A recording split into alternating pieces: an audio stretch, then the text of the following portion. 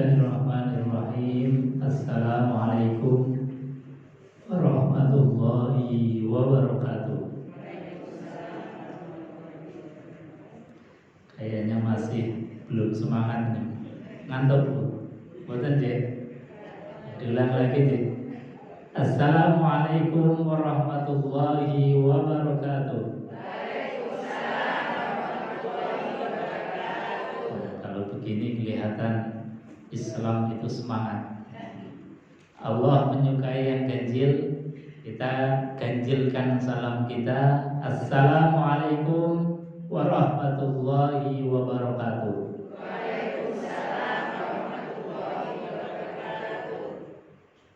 Bismillah, innal hamdalillahi nahmaduhu wa nasta'inuhu wa nastaghfiruh wa na'udzu billahi min syururi anfusina wa sayyiati a'malina, may yahdihillahu fala mudilla lahu wa may yudlil fala hadiya lahu. Rabbi ishrah li sadri wa yassir li amri wa hlul 'uqdatam min lisani yafqahu qawli. Amma ba'd.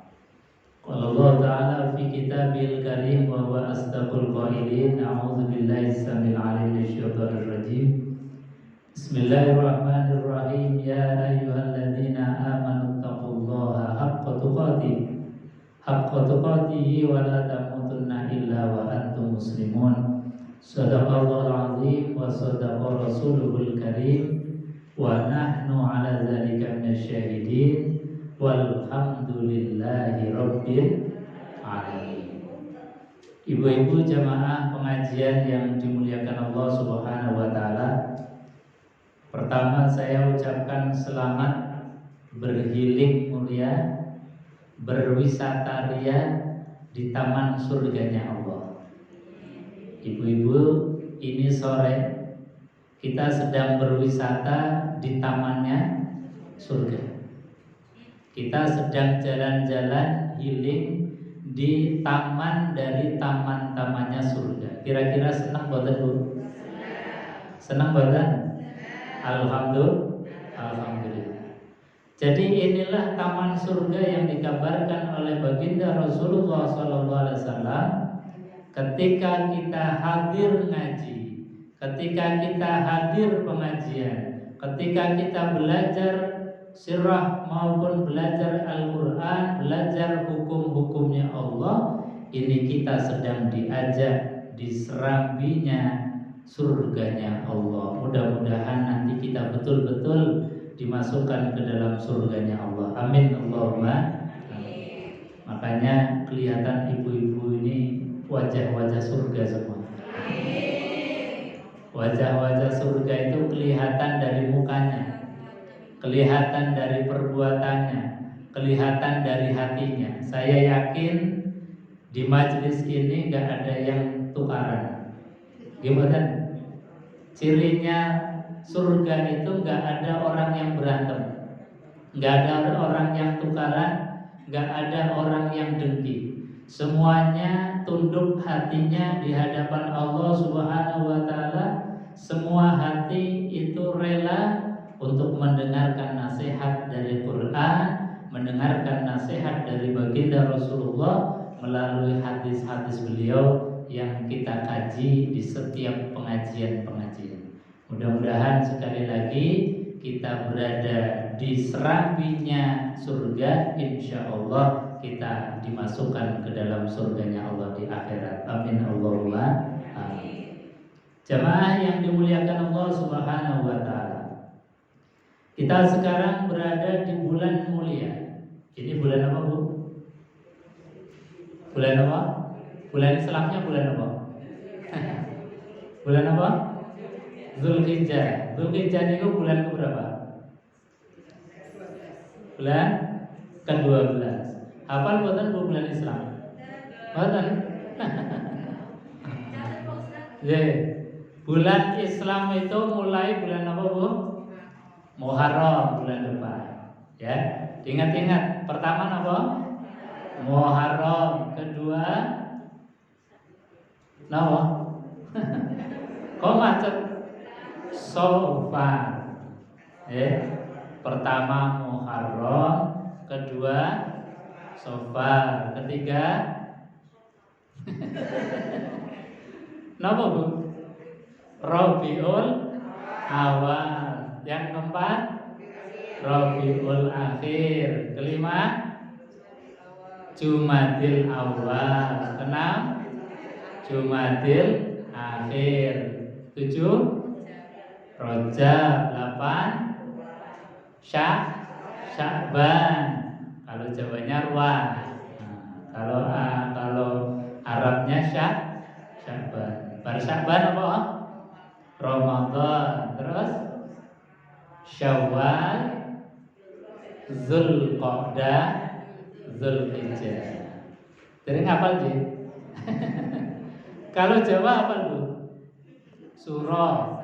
Terus Safar, Mulut, Ba'da Mulut. Terus Jumadil Awal, Jumadil Akhir, Rajab, Ruah, Poso, Syawal, Dzulqa'dah, Dzulhijjah.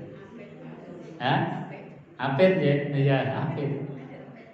Hafid itu Dzulqa'dah Jawanya. Ibu-ibu jamaah yang dimuliakan Allah, itu sebetulnya hasanah kita. Itu adalah ilmunya kita. Itu adalah bulan kalendernya kita. Sebetulnya harusnya kita hafal, ya. Dari mulai Muharram, Safar, Rabiul Awal, Rabiul Akhir, Jumadil Awal, Jumadil Akhir, Rajab, Sya'ban, Ramadan, Syawal, Zulqa'dah, Zulhijjah. Ya minimal kita pernah hafal, walaupun kadang-kadang karena ilmu nggak sering dipakai, kadang-kadang lupa. Tapi kita ingatkan bahwa di dalam Islam itu dulu, ini cerita dulu tentang kalender Islam ya. Karena ini sudah mau memasuki bulan Muharram sebagai kalender Hijriah, sebagai penanda tahun baru di dalam Islam. Dulu para sahabat ketika Rasulullah SAW mendapatkan surat dari berbagai macam raja-raja yang ada di sekitar Jazirah Arab, itu raja-raja ngirim surat kepada Rasulullah dengan tanggal.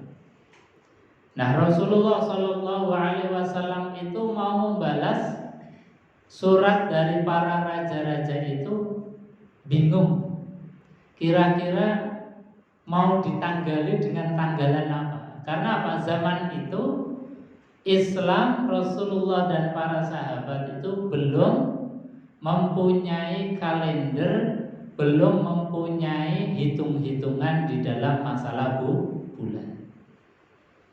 Akhirnya apa? Kemudian ditetapkan satu kalender yang kemudian mencirikan Islam.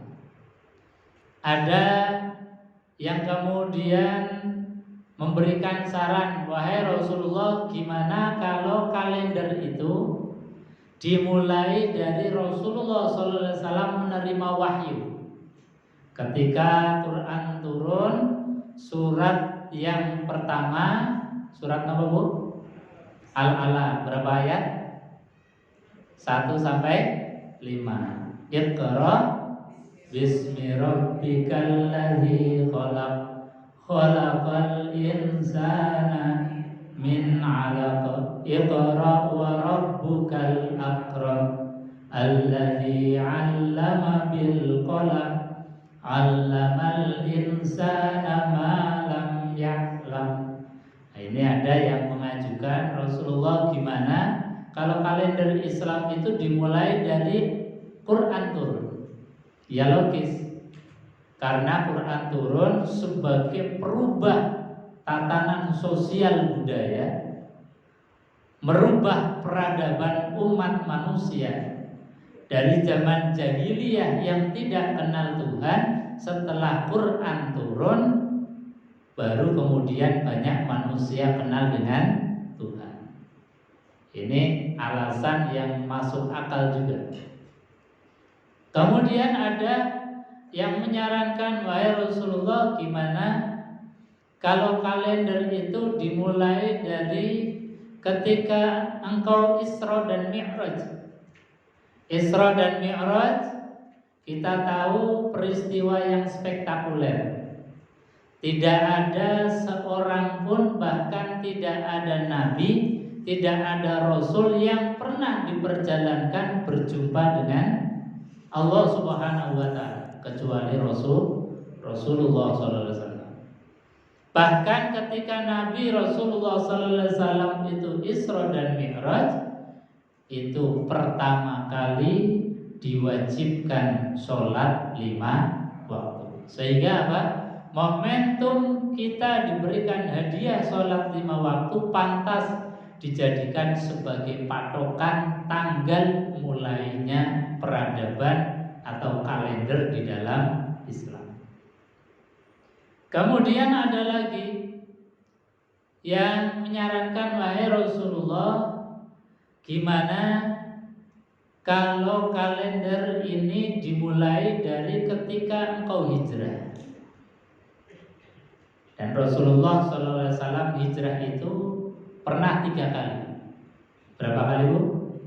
3. Pertama hijrah kemana?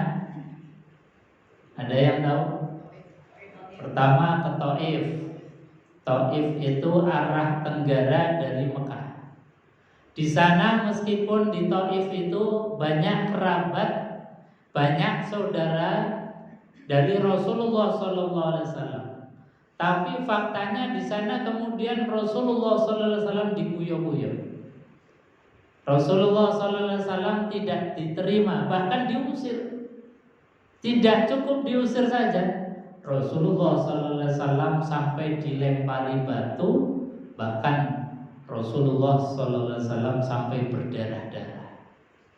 Tapi ini hebatnya Rasulullah dan luasnya hati Rasulullah, meskipun dizolimi, meskipun disakiti, yang keluar dari lisan Rasulullah SAW bukan kembali mencaci, mendengki, membalas atas kezoliman mereka. Justru yang keluar dari lisan Rasulullah adalah doa, Allahumma hdi qaumi fa innahum la ya'lamun. Ya Allah, berilah hidayah petunjuk kepada kaumku ini, orang Taif, saudara-saudara, sedulur-sedulur kami, ya Allah, karena mereka sejatinya mengusir aku ini karena mereka tidak tahu.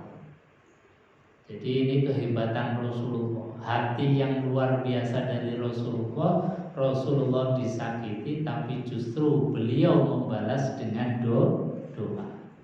Kira-kira kalau kita mau nyontoh Nabi model gini, abot napa mboten Bu? Kalau ada orang yang nyakiti kita, itu rasanya mau doakan dengan doa yang baik itu, ya Allah, mulut kok rasanya berat.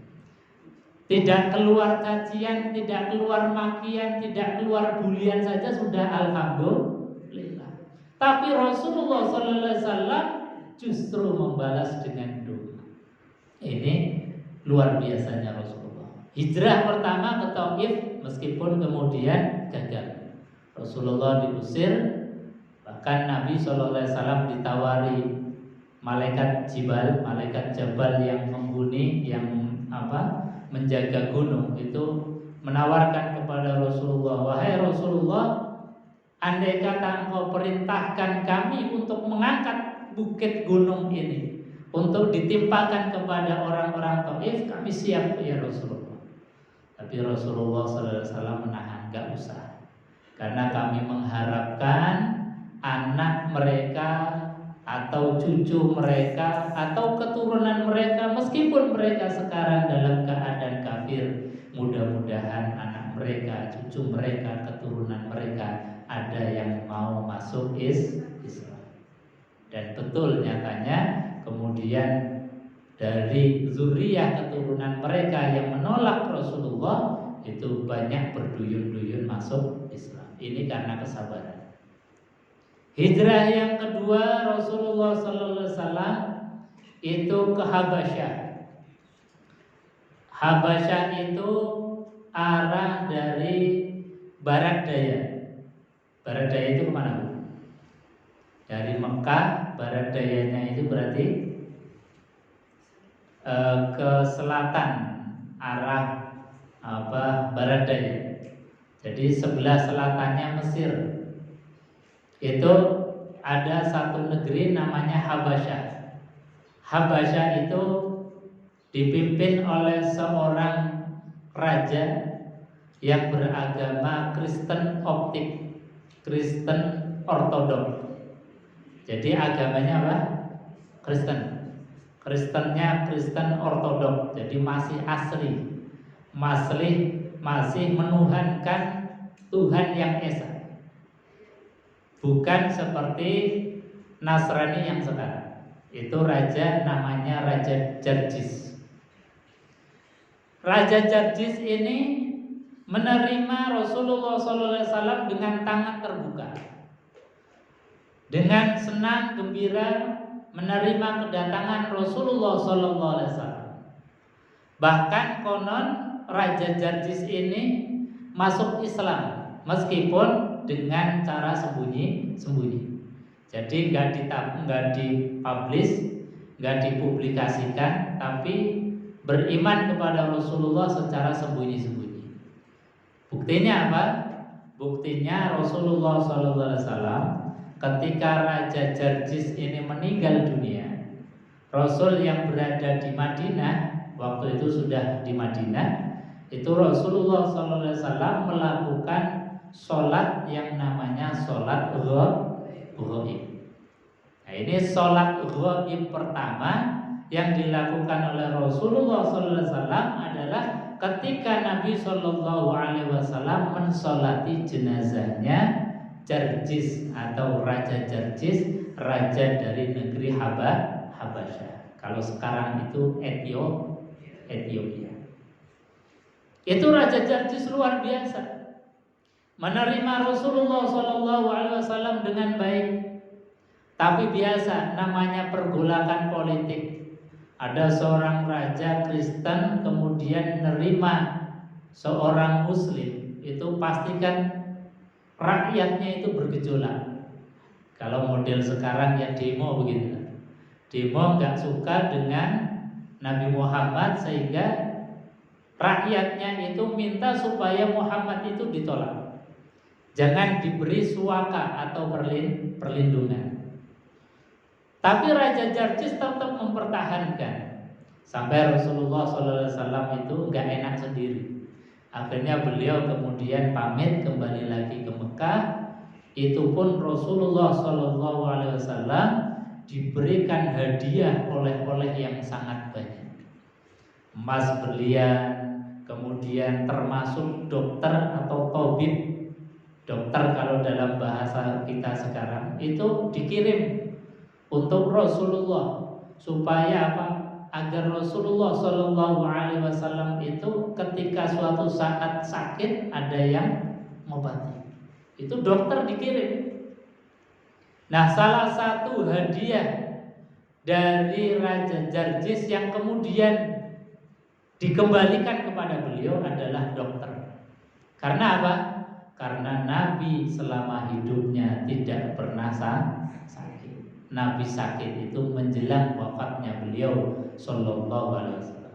Karena bertahun-tahun itu bersama Rasulullah kok nggak pernah sakit, nggak pernah demam, nggak pernah apa. Akhirnya apa?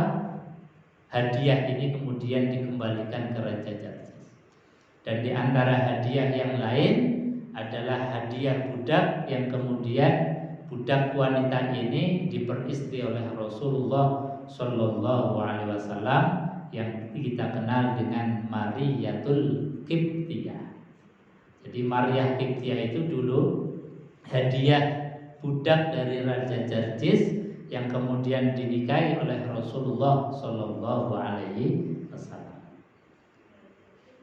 Ibu-ibu jamaah yang dimuliakan Allah. Jadi tadi hijrahnya Rasulullah berapa kali, Bu? 3 kali. Pertama mana? ke Taif, yang kedua ke Habasyah. Habasyah itu di mana? Di Ethiopia. Sekarang itu Ethiopia. Kemudian setelah 2 kali hijrah ini kemudian tidak berhasil, Allah menurunkan perintah kepada Rasulullah SAW untuk hijrah. Jadi hijrah ini bukan karena kemauan Rasulullah. Hijrah ini adalah perintahnya Allah Subhanahu wa Ta'ala. Hijrah yang diperintahkan oleh Allah dalam rangka menyelamatkan syariat Islam. Karena Rasulullah SAW saat itu betul-betul dalam keadaan terdesak. Ini pernah kami sampaikan di kajian Selasa, di mana Rasulullah SAW itu dalam keadaan yang terkepung. Jadi diblokade, semua akses yang menuju Rasulullah dan para sahabat itu diputus. Jadi pasar-pasar kalau ada orang mau jual ke Rasulullah nggak boleh. Ada orang yang mau menjual ke umat Islam nggak boleh. Jadi ditutup aksesnya. Dari mulai akses makanan, akses obat-obatan, semuanya ditutup, diblokade. Rasulullah SAW tidak bisa apa-apa. Bahkan saat itu Rasulullah SAW itu berada di rumah beliau yang sudah dikepung oleh orang-orang kafir Quraisy. Dikepung, tidak bisa keluar. Di dalamnya itu ada Abu Bakar As-Siddiq, salah seorang dari sahabat besarnya Rasulullah, orang yang pertama kali beriman kepada Rasulullah SAW setelah Khadijatul Kubra, istri Rasulullah. Itulah Abu Bakar As-Siddiq, termasuk sahabat-sahabat besar. Sahabat besar itu yang menjadi khalifatul Rasulullah atau pengganti Rasulullah, itu yang terkenal ada 4. Ada 4. Yang pertama Abu Bakar As-Siddiq, yang kedua Umar bin Khattab, yang ketiga Utsman bin Affan, yang keempat Ali bin Abi Thalib. Nah, Rasulullah dikepung itu lagi berada di dalam rumah bersama Abu Bakar As-Siddiq, kemudian Ali bin Abi Thalib, bertiga di rumah, dikepung oleh orang-orang kafir. Sudah membawa peralatan, ada yang bawa golok, ada yang membawa tombak, ada yang membawa jemparing dan lain sebagainya, panahan. Semuanya lengkap untuk mengepung Rasulullah Sallallahu Alaihi Wasallam. Lalu apa yang dilakukan oleh Rasulullah? Rasulullah Sallallahu Alaihi Wasallam berdoa, tawakal kepada Allah Subhanahu Wa Taala. Kemudian Allah menurunkan ayat, diperintahkan Rasulullah Sallallahu Alaihi Wasallam disuruh untuk membaca ayat. Kemudian sahabat Ali disuruh untuk berbaring di tempat tidurnya Rasulullah. Disuruh untuk berbaring di situ, berselimut, agar apa? Agar orang-orang kafir yang ada di luar ketika melihat ke dalam itu seolah-olah bahwa Rasulullah SAW masih berada di dalam kamar. Sementara Rasulullah SAW itu kemudian keluar bersama Abu Bakar As-Siddiq dengan digelapkan oleh Allah. Semua orang yang mengepung rumahnya Rasulullah itu dilalah tidak melihat ketika Rasulullah bersama Abu Bakar As-Siddiq itu keluar dari rumah. Ini diantara mukjizatnya Rasulullah, rumah dikepung tapi beliau keluar bersama Abu Bakar As-Siddiq tidak terlihat oleh mereka. Sampailah Rasulullah SAW kemudian berjalan mau menuju ke Madinah sebagai tempat hijrah yang ketiga. Tapi Rasulullah SAW ini melalui jalan yang melingkar. Jadi berjalan ke selatan dulu, kemudian ke arah timur, baru kemudian ke utara. Beliau bersama sahabat Abu Bakar Siddiq itu kemudian berjalan dengan cukup lama, yang kemudian sampai ke sebuah bukit yang di atasnya itu ada gua yang dikenal dengan Gua Sur. Gua apa? Gua Sur. Kalau Gua Hira itu gua di mana ketika Nabi mendapatkan wahyu yang pertama, itu namanya Gua Hira, berada di atas bukit Jabal Nur. Kalau ini namanya Gua Sur. Gua Sur itu kalau sekarang itu kelihatannya ditutup aksesnya, tidak boleh masuk ke sana. Kalau Gua Hira masih bisa kita naik ke sana atau kita masuk ke guanya pun masih boleh. Tapi di Gua Sur kayaknya akses menuju ke sana itu tidak sampai ke pintu guanya. Tapi nggak tahu kalau sekarang atau nanti dibuka. Tapi pas saya ke sana itu aksesnya di itu. Gua Sur itu gua yang sangat kecil. Jadi kalau kita cerita gua jangan dibayangkan gua seperti di Indonesia. Bahwa di Indonesia ada gua Lawa, gua Jati Jajar, itu rongga yang berada di perut bumi. Jadi ada bolongan lubang di bumi, itu gua menurut versi kita yang ada di Indonesia. Tapi kalau gua yang ada di Arab termasuk Gua Sur, itu sebetulnya tumpukan batu besar saja. Seperti Gua Hira juga sama. Jadi batu besar nempel di batu besar. Nah di sela-selanya itu ada rongga. Itulah di antara Gua Hira dan Gua Sur. Nah Rasulullah SAW itu masuk ke Gua Sur. Ketika beliau SAW masuk ke Gua Sur bersama Abu Bakar As-Siddiq, yang ketika itu orang-orang kafir Quraisy sudah menyadari ternyata Muhammad itu sudah keluar dari rumahnya, sudah tidak ada di dalamnya Rasulullah, akhirnya ngejar.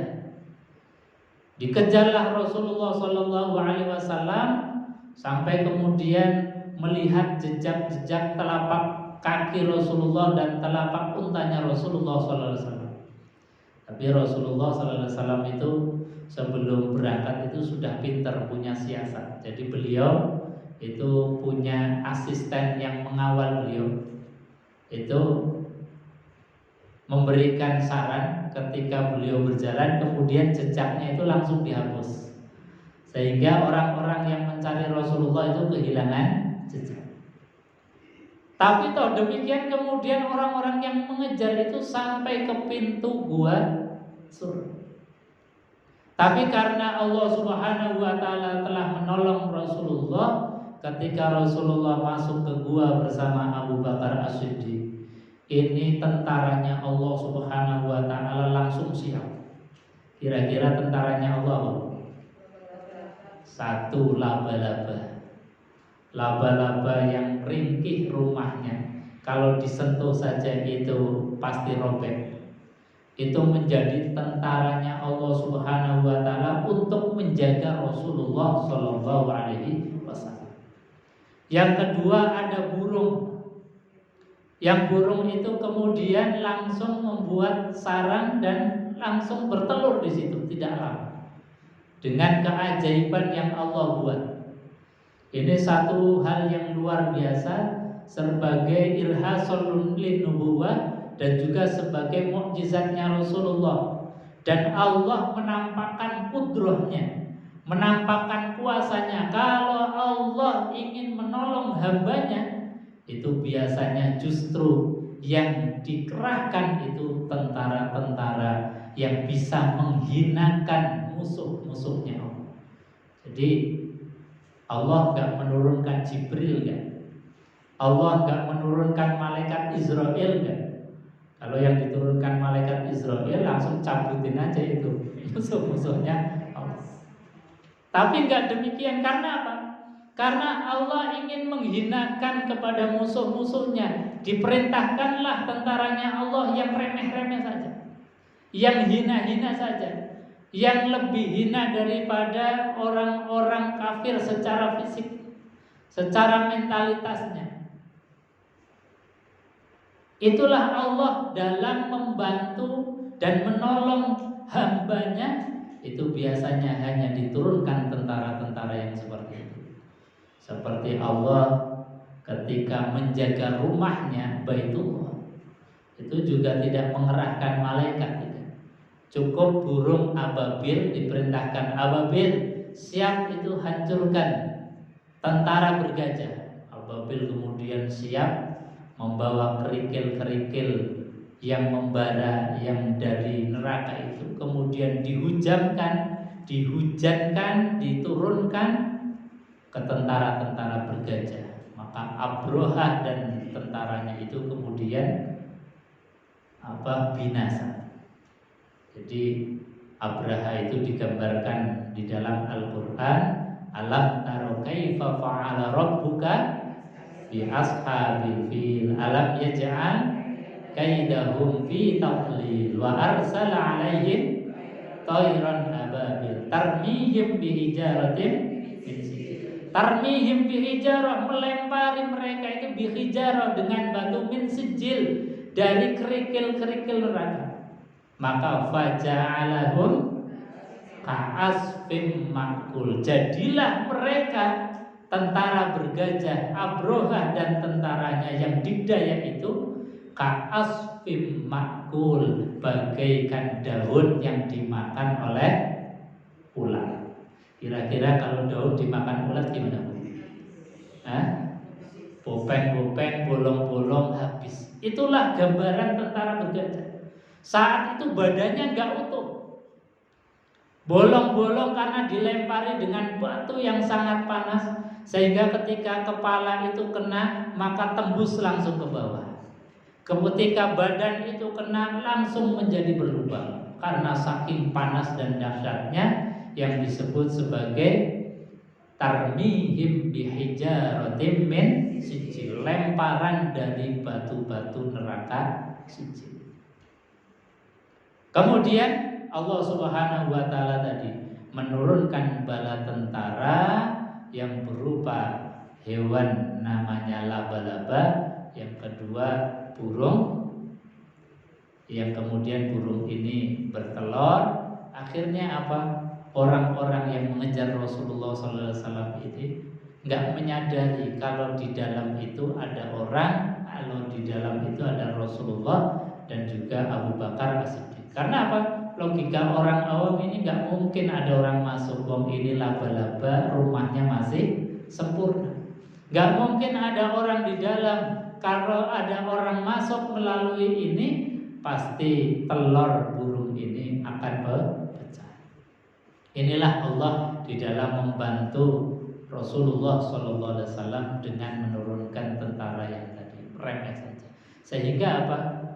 Kaum kafir Quraisy itu merasa dihinakan. Ya Allah, ini kok Allah luar biasa. Jadi membuat malu mereka, menolong Rasulullah dengan cara yang sederhana.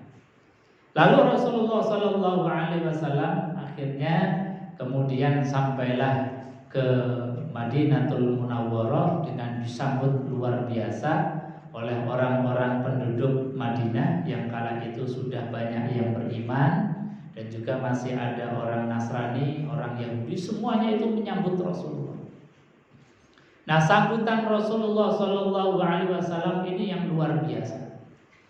Rasulullah SAW ini khutbah pertama ketika beliau baru datang, dan yang menyambut beliau bukan hanya orang Islam.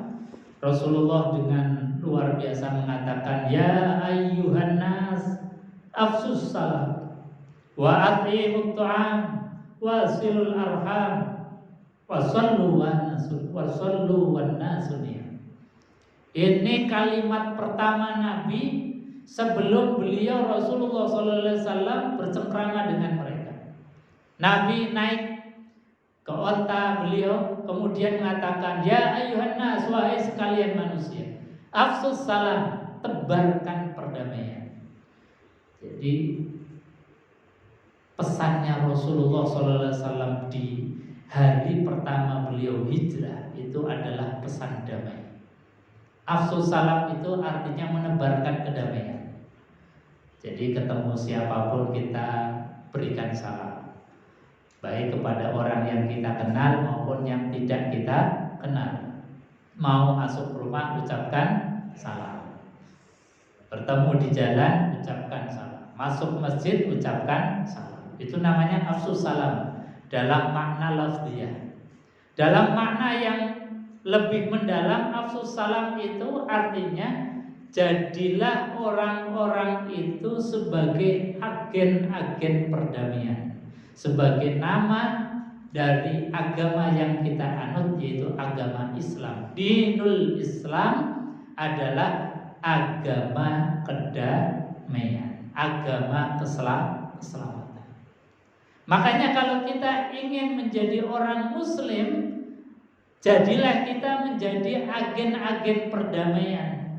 Jangan justru sebaliknya menjadi biang keributan, biang huru hara, suka gosip, suka menzalimi orang lain. Ini namanya bukan Muslim. Kata Rasulullah, Muslim yang baik, al-muslimu man salimal muslim min lisanihi wa yadihi. Seorang boleh atau bisa dikatakan sebagai Muslim sejati manakala orang lain itu terbebas dari kezoliman lisannya dan kezoliman tangannya. Itu Muslim sejati. Maka kalau kita punya keluarga, kemudian keluarganya merasa happy, nyaman, ketika punya tetangga kita damai, kita nggak ada masalah, kita bernegara, kita bermasyarakat, tidak ada bentrokan, nah kita berarti sudah termasuk mempunyai karakter Muslim sejati.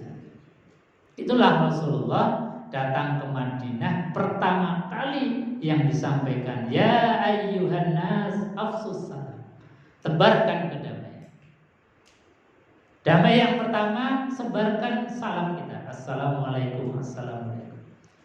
Makna yang lebih mendalam artinya kita dalam keadaan apapun, dimanapun itu senantiasa menebarkan kedamaian. Damai secara ekonomi, kalau ada orang lagi butuh ya kita bantu. Itu namanya afsus salam. Ketika ada saudara tetangga yang sakit mau berobat susah, kita punya kendaraan, kita hantar. Mungkin ada uang tidak ada uang, kita bantu. Kalau kita pas nggak ada, kita saling ta'awun, saling membantu, mungkin bareng-bareng kita bagaimana kolektifan dan lain sebagainya. Itu namanya orang yang punya nilai afsus salam, orang yang menjadi agen-agen perdamaian. Dan itu disampaikan oleh Rasulullah. Meskipun yang menyambut Rasulullah bukan hanya orang Muslim saja. Makanya Nabi bahasanya ya ayyuhan nas, wahai sekalian manusia, karena tahu beliau Rasulullah yang menyambut beliau ada yang Muslim, ada yang Nasrani, ada yang Yahudi. Karena penduduk asli Madinah itu ya ada Islamnya, ada Yahudinya, ada Nasraninya dulu zaman Rasulullah. Ini Rasulullah. Jadi pesan pertama kali adalah man afsusa. Yang kedua, wa it'amut ta'am. Wahai sekalian manusia, ayo bergembiralah dan berbiasakanlah untuk memberi makan kepada siapapun. Apalagi Rasulullah SAW datang sebagai muhajir, sebagai orang yang hijrah. Maka Rasulullah SAW kemudian menyatukan antara muhajirin dan ansor dengan persaudaraan yang luar biasa, persaudaraan yang sangat kokoh, persaudaraan yang dirajut dengan akidah Islamiyah. Ini persaudaraan melebihi dari persaudaraan yang disebabkan karena darah, karena saudara, kakak, adik, melebihi dari itu semua. Karena apa? Persaudaraan akidah ini adalah persaudaraan yang sangat kuat, dan Rasulullah menyatukan kaum muhajirin dan kaum ansor. Wasilul arham, wahai sekalian manusia, sambunglah tali silaturahim. Jadi yang disampaikan oleh Rasulullah betul-betul pesan-pesan damai yang paling mendasar untuk membangun sebuah peradaban.